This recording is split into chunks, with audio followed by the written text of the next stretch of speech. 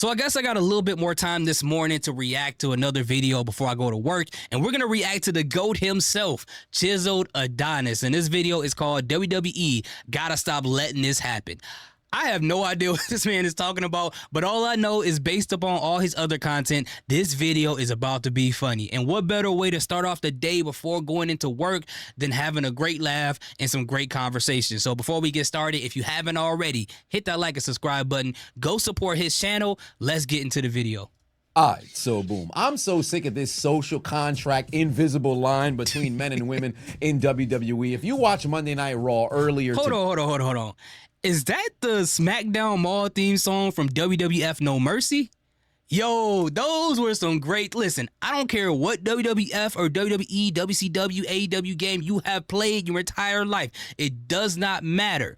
Until you have played the N64 in the 90s and played No Mercy, you haven't played a wrestling game the way it's supposed to be played, bro. That was a piece of heaven with 4 ugly controllers connected to it. Those are some great times, man. Those are some great times. Yeah, you would have saw the segment where Becky Lynch essentially slapped and punched CM Punk, all while wiping her forehead on his chest for some apparent reason. I don't know what that was supposed to mean, if that's some form of intimidation. Somebody let me know if that's something that's Irish. But whatever the case. Okay, it ain't no essentially punch and slapped him. She hit that man with a 3,000 hit combo. She was just, I ain't seen a combo like that since Killer Instinct Gold, bro. She was just pop, pop, pop, pop, pop, just going the whole time. Now, as far as her rubbing her head on his chest, I've seen a lot of people confused about that, but I knew what it was when it happened because in the past, there were some groups of people who, when they felt like they wanted to intimidate somebody, they would do something kind of like a ram and like kind of force their forehead into the other person's forehead and push them back. That was kind of like their intimidation factor.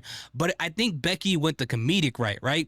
There are some movies that done that before where the little brother tries to intimidate the bigger brother, but the little brother is way too short, so he can't reach his brother's head to press his forehead against his, but what he does is the best he can by pressing his head into his older brother's chest, and I think that's what Becky Lynch was going for. But I mean, I get why people would be confused, but I kind of got why or what it was when it happened. Happens to me.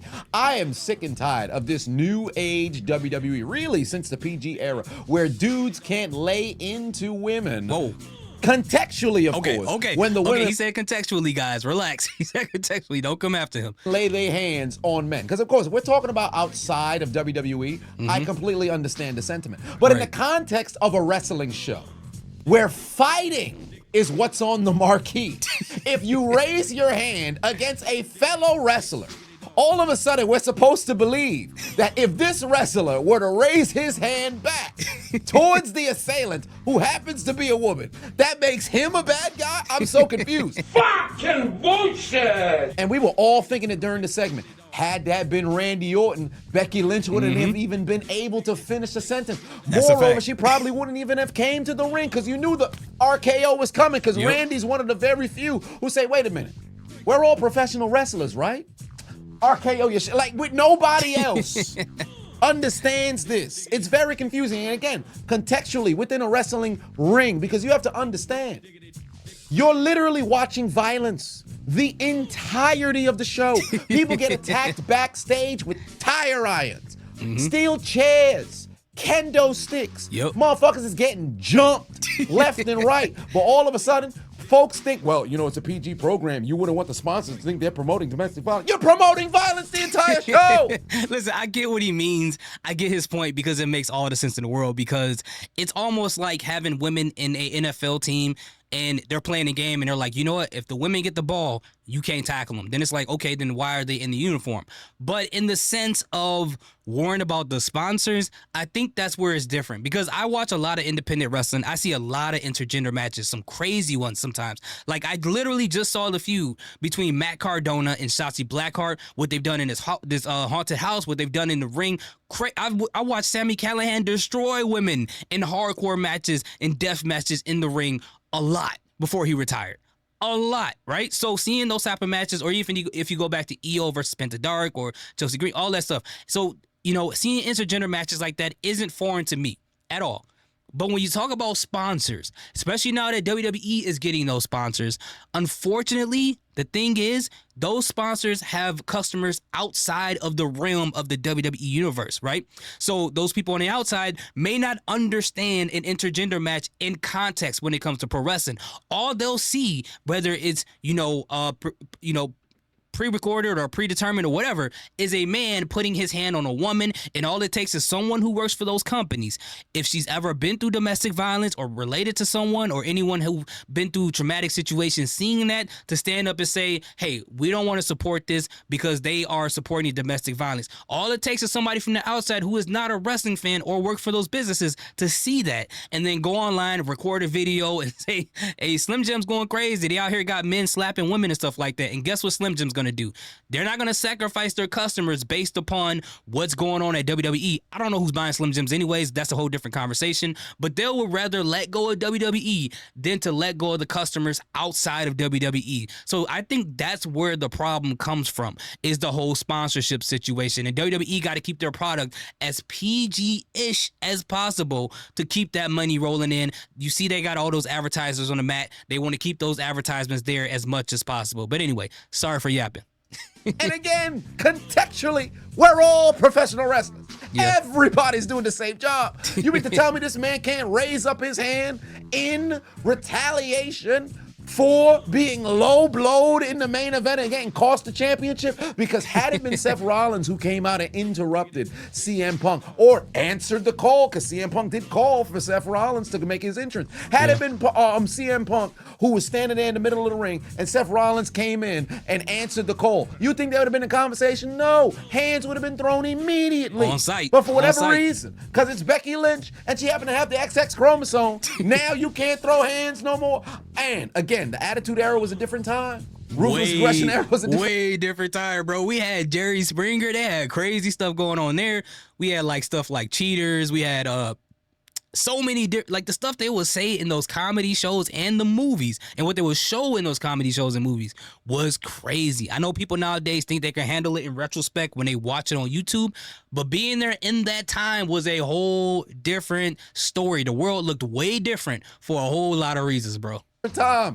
Stone Cold, well, he's a babyface. Stone Cold was stunnering Stephanie McMahon any opportunity that he got. And Linda. Triple H and just Stone Cold beat the living shit out of Lita. Mm-hmm. But when it makes sense and you caught somebody in a feud, how are we supposed to believe there's some invisible barrier preventing you from being able to retaliate? And again, it's not as if CM Punk just come out. You just jump Becky Lynch for no reason. She cost you the World Heavyweight Championship. She proceeded to not only punch you in the face, slap you numerous times over. Remember when Nia Jax entered the Royal Rumble?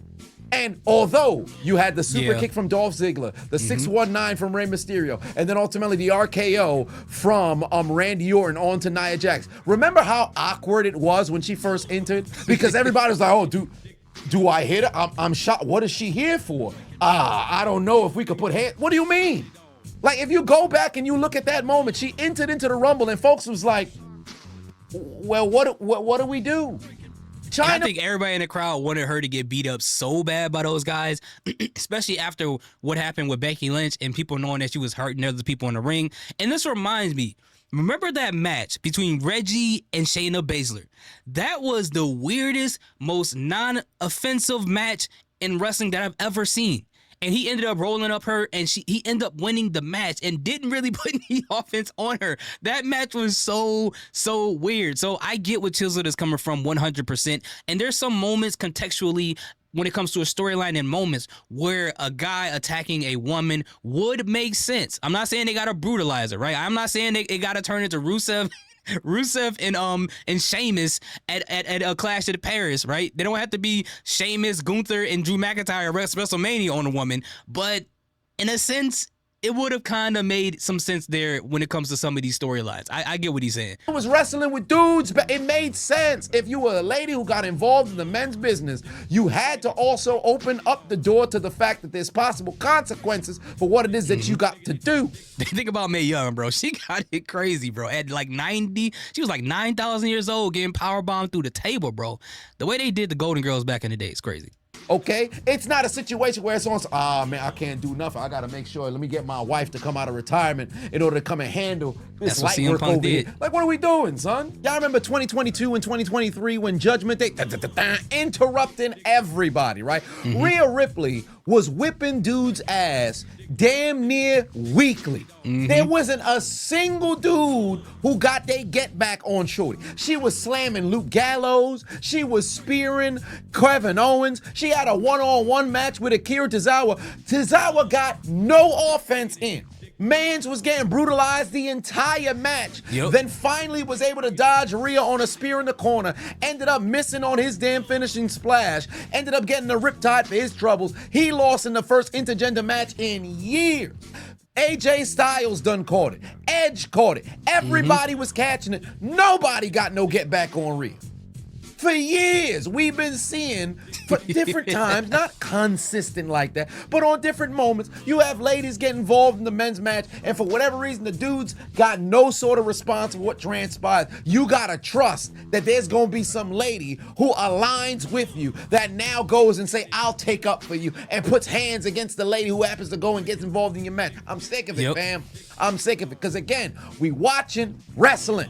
The context is a wrestling show, and I recognize this is all to set up a possible storyline where maybe we get AJ Lee coming back. But ain't no maybe. We got a lot of hints. Ain't no maybe. If this is a maybe, dude, I'm done. I'm done. This makes no sense. And it's not even just because I'm an AJ Lee fan. Why put all these clues to set this up? I don't think CM Punk would did what he done at Clash at Paris and grab that sign. I don't think he's going to be involved in all of this if his wife's not going to show up. If they do that, you want to talk about the greatest fumble of all time when it comes to a storyline. I don't know why I'm talking like this, but this will be it. You will lose a lot of fans based off of this, bro. Because I think a lot of them is already, on thin ice when it comes, or not on thin ice, on their last leg, right? They're waiting for that last straw to break the camel's back. And this right here is dropping a whole cement truck on the camel's back if you do that, bro. It's not a guarantee. We might just mess around and get swerved, and guess what? It's Bailey who goes and answers the call. Or maybe they just have Rhea go get involved, because right now Rhea don't really got no story outside of what's happening with Damage Control. I should say the Kabuki Warriors going and most likely ended up turning on EO or whatever. But that guy, and Rhea doesn't have a match at WrestlePalooza either, so there's no way they're leaving her off the card. More to do with EO and Asuka and Kyrie and less to do with Rhea herself. So there's a possibility it could just mess around and be Rhea who comes to Punk's rescue. We'll let that unfold over time. But all I'm saying is, why is it that we're supposed to sit here and be obtuse about the situation? Becky Lynch can just get involved in the main event, and of course, contextually, it makes sense. She's defending and making sure that her husband retains the championship. Cool. But let's say AJ don't come back. What's all this for? Because who's going to be the member? They better not do that. Well, not really a member of CM Punk's group, because he ain't got no group. But who's going to fight on behalf of Punk, Jay, or LA Knight to deal with Becky? You gotta just find a miscellaneous woman on the roster who now got beef with Becky, who got nothing to do or no connection to Punk in order to get involved. Like, what we doing, man? I'm tired of this. I'm tired of it. And I know, it's kayfabe, all this other, but bro, you can't try to make it seem, and the commentary be making it say, he can't put his hands on. Why? Austin, that made him a legend. We acknowledge that Randy Orton wouldn't play that shit. Yeah. Everybody else play by different rules. But I think Randy is a special exclusive situation though. I think his is I think people will be understanding of that a little bit more. Even when Baron Corbin hit Becky with the end of days, I think that is a little bit more understandable in a sense because it's specific to their character, but it is weird that it doesn't apply to everybody, right? It does. Maybe I'm tripping, fam. Maybe I'm tripping. Y'all let me know in the comment section if I'm wilding, bro. I'm not sitting over here saying every single week we got to have motherfuckers getting lined and shit. All I'm saying is, if she put a hand on you, why we make it seem as if it's an inconceivable scenario for you to raise up your hand and put hands on her? We watching wrestling.